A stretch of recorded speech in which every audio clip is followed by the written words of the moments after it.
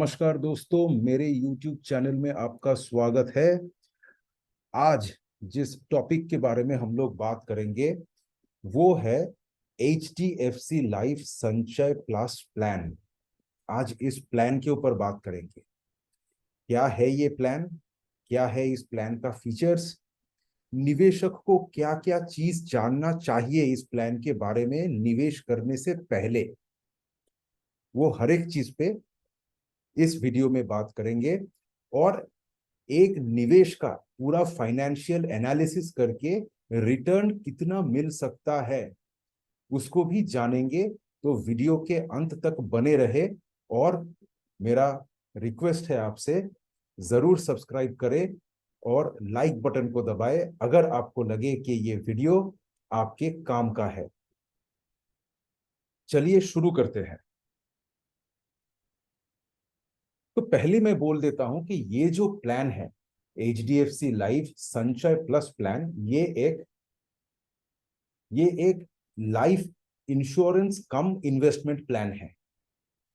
तो इस प्लान के दरमियान आपको लाइफ का इंश्योरेंस भी मिलता है, लाइफ कवरेज भी मिलता है और एक निवेश करने का एक अपॉर्चुनिटी भी मिलता है। तो इसका कुछ फीचर्स है। आप जब भी इस प्लान को लेने जाओगे तो आपको एक बहुत बढ़िया एक बुकलेट दे दिया जाएगा जिसमें बहुत कुछ होगा। मैं वहां से जो की फीचर्स है उसको आपके लिए यहाँ पे प्रेजेंट कर रहा हूं। गौर कीजिएगा फीचर्स के ऊपर। पहले फीचर है कि it's a non participating plan. तो ये नॉन पार्टिसिपेटिंग प्लान का मतलब क्या है? एक निवेशक होने के इसको इसको जानना बहुत जरूरी है। बात यह है कि आप इस कंपनी HDFC लाइफ के एक प्लान पे निवेश कर रहे हो और आपके पैसा इस कंपनी में लगेगा। कंपनी को उस पैसे से मुनाफा भी होगा, मगर कंपनी आपको उस मुनाफे का कोई डिविडेंड नहीं देगा। इसे बोला जाता है non participating plan. At the same time गौर करना चाहिए कि this plan HDFC life Sanchay plus plan, ये प्लान एक नॉन लिंक्ड प्लान है। उसका अर्थ क्या है? मतलब यह है कि ये प्लान जो है, ये प्लान इक्विटी मार्केट में, इक्विटी मार्केट से लिंक्ड नहीं है। इसका पैसा इक्विटी मार्केट में डाला नहीं जाएगा। तो मार्केट जब ऊपर जाएगा उसका बेनिफिट आपको एक निवेशक के तौर पे नहीं मिलेगा। आज निफ्टी शायद 17,000 के आसपास है। ये प्लान 10 15 20 साल जितने के लिए भी आप लोगे इस प्लान को, 20 साल बाद निफ्टी शायद 30 35 हजार पे जा सकता है। वो बेनिफिट आपको नहीं मिलेगा। ये एक फिक्स्ड प्लान है।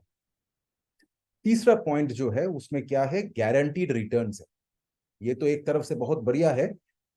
तो कंपनी आपको बोल देता है कि कंपनी आपको कितना पैसा वापस देगा।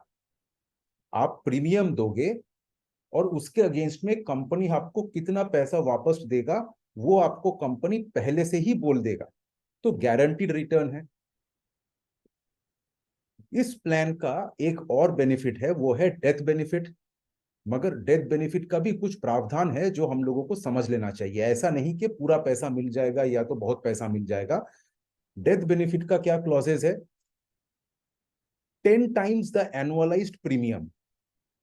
तो कंपनी डिसाइड करेगा। पहले बात तो ये समझ लेना चाहिए कि कंपनी डिसाइड करेगा आपको कितना पैसा देना है। और कैसे डिसाइड करेगा?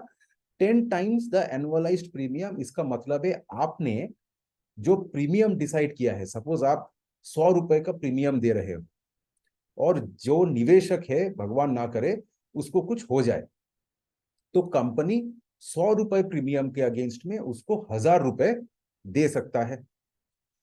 कंपनी ये भी सोच सकता है कि टोटल प्रीमियम पेड जितना होगा, सपोज आपने 2 प्रीमियम पे कर चुके हो।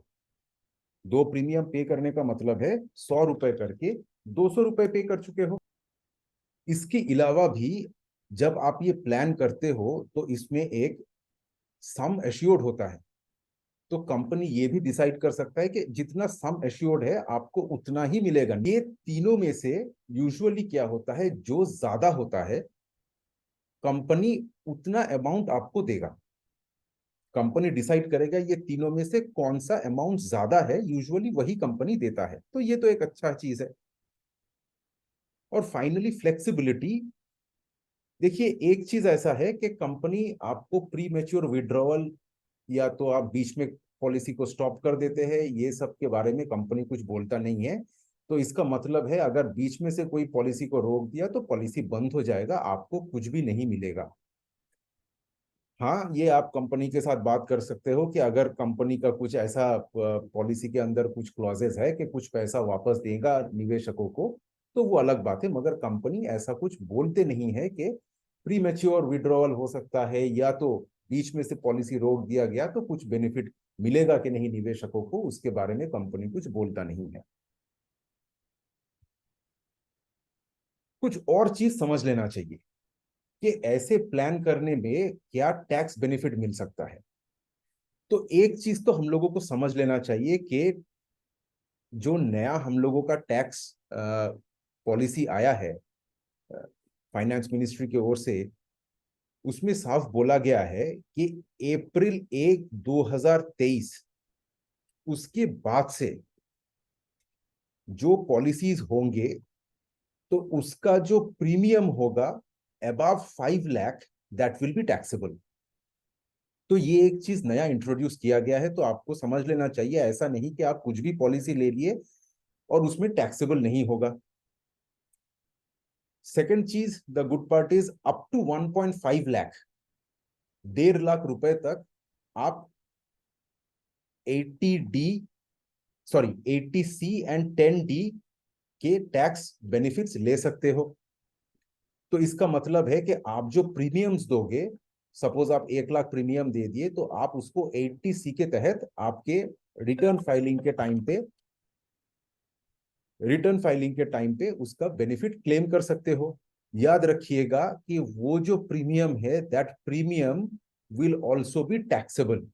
उसके ऊपर 1.8% का जीएसटी लगता है इंश्योरेंस प्रीमियम्स के ऊपर, तो वो लागू होगा। प्लान में कुछ बेनिफिट है, वो है आप कैसे आपका पैसे को विड्रॉ करना चाहते हो। तो एक है कि आप प्रीमियम तो 10 प्रीमियम दे दिए आप, उसके बाद आपका एक वेटिंग पीरियड रहेगा, और 20 साल के टाइम पे ऑन द 20th ईयर आप पूरा लमसम ले लो। So there is a series of premiums you pay, then you wait for a period and then you get the lumpsum amount. ये एक ऑप्शन है। दूसरा प्रावधान ये है कि आप इंश्योरेंस प्रीमियम पे करते चलो, उसके एंड में 12वें साल पे आप कंपनी आपको पैसा वापस देना चालू करेगा, और नेक्स्ट 10 साल तक कंपनी आपको पैसा देगा, और प्रीमियम्स जितना भी आपको देना है वो क्लियर कर देगा। तो लमसम नहीं, आप ये over a period of time installments में ये पैसा वापस मिल सकता है आपको।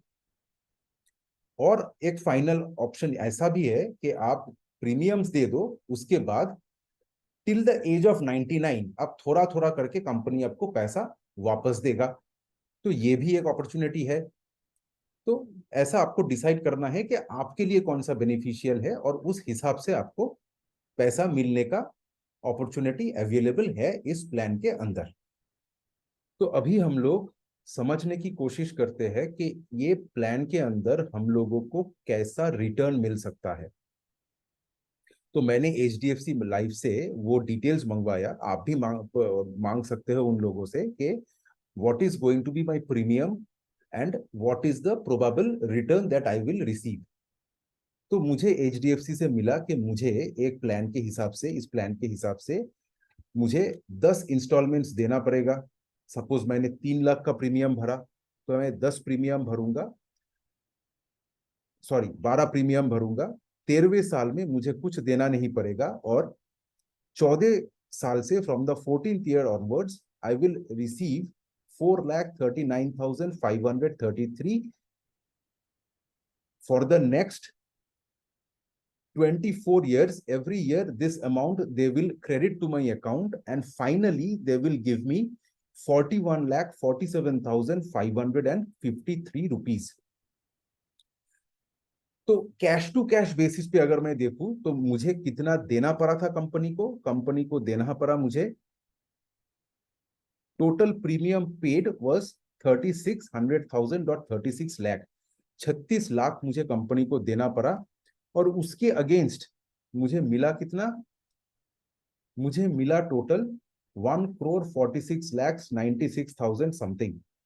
तो बहुत बढ़िया है प्लान, मगर हम लोग को इसके आगे भी देखना है कि इसका रिटर्न एक्चुअली कितना है, तो इसका internal rate of return calculate करना चाहिए।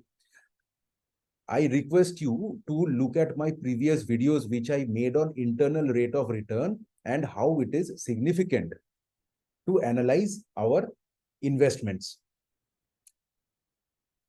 I request you please go and check my videos, and here I will show how we can do that. So let us calculate equal to XIRR. This is the formula. I will take the values, the entire range of values I will consider, comma, the dates. Here are the dates. I will take the dates and guess. तो market में inflation या सब कुछ पकड़ के I take a guess of 8%. That is my guess. Let us see. The internal rate of return is a mere 7.06%. तो ये total period के हिसाब से 38 साल तक जो आपका पैसा कंपनी लेगा आपसे और फिर आपको वापस देगा, इसका internal rate of return is 7.06%. That is the rate of return which is not a good one. तो मैं आपको आग्रह करूंगा, it is my request that please make use of this fundamental concept of finance, IRR, internal rate of return, और आपके निवेश को analyse कीजिए, उसके बाद ही आप डिसीजन लीजिए कि आप एक प्लान पे निवेश करना चाहोगे या नहीं. Saying this, finally, what is my take on this? अब आते हैं my final thoughts on this. In summary, सारांश क्या है? पहली बात, ये जो प्लान है, जितना लंबा समय के लिए ये प्लान है और उसके हिसाब से जो रिटर्न हम लोगों को दिया जाता है 7-7.25% का, वो तो बहुत ही खराब रिटर्न है. तो मेरे हिसाब से the return is a very poor return. The death benefit, मैंने आप लोगों से बात किया था कि डेथ बेनिफिट है कंपनी का, जहां पे कंपनी बोल रहा है कि आपको इधर पूरा पैसा सम एश्योर्ड दिया जाएगा या तो 10 times द प्रीमियम पेड जो भी दिया जाएगा. I think if you compare that with the term insurance policies which are available in the market, जो टर्म इंश्योरेंस प्लान होता है कि आप एक कंपनी को प्रीमियम भरते जाओ and in case of death और anything happening to the investor और the policy holder, there will be a lump sum amount that will be paid. तो उसको टर्म इंश्योरेंस पॉलिसीज बोला जाता है. उसके ऊपर मैं आपको एक वीडियो बना के प्रेजेंट करूंगा डेफिनेटली इन फ्यूचर. मुझे लगता है कि उसमें जो डेथ बेनिफिट्स होते हैं वो काफी ज्यादा होता है और काफी बेहतर भी होता है. So if that is what you are looking at, it is always advisable that you please check some of the term insurance plans available in the market. Flexibility, ये प्लान के तहत आपको कोई भी फ्लेक्सिबिलिटी नहीं दिया जाता है कि if you stop the premium और if there is a provision for premature withdrawal, ऐसा कुछ भी फ्लेक्सिबिलिटी नहीं है. तो आपका पैसा पूरा ऑलमोस्ट फॉर 38 ईयर्स और जो भी आपका प्लान टेन्योर होगा उसके लिए तो लॉक्ड है. टैक्स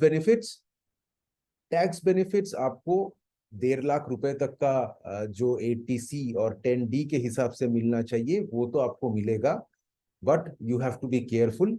अभी इंश्योरेंस पॉलिसीज के ऊपर गवर्नमेंट बहुत से चेंजेस ला रहे हैं and lot of the tax benefits that were provided earlier, the government is withdrawing a lot of those benefits also. So in case you are completely focusing on a tax benefit plan, maybe you can look at some other plans. तो मेरे हिसाब से ये plan अगर आप सोच रहे हो लेने के लिए, इन पॉइंट्स पे गौर कीजिए। आपका रिटर्न के ऊपर खास तौर से गौर कीजिए, क्योंकि बहुत ही लंबी अवधि के लिए ये प्लान है। और मुझे लगता है कि इक्विटी मार्केट में अगर आप इतने लंबे समय के लिए इन्वेस्ट करते हो तो आपको रिटर्न काफी ज्यादा, बहुत ज्यादा मिलेगा रिटर्न। अगर आप हिस्ट्री के हिसाब से एनएसई या बीएसई का चेक करते हो कि हाउ मच वाज बीएसई और NSE 10-15 years back versus where it is now, I think equity market is a best place to go for a long-term investment. At the end, whatever I have mentioned, it is my thoughts and it is not an investment advice. मैंने ये plan को देख के मेरा जो जो भी areas और जो जो भी फीचर्स मेरे को लगा के सही है और आपके साथ शेयर करना चाहिए and would be crucial to take a decision about this plan, मैंने वो आपके सामने प्रेजेंट किया।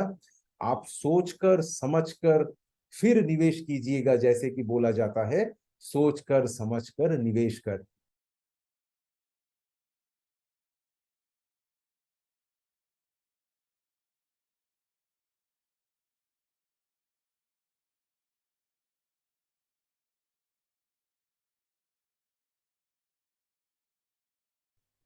नमस्कार दोस्तों, मेरे वीडियो में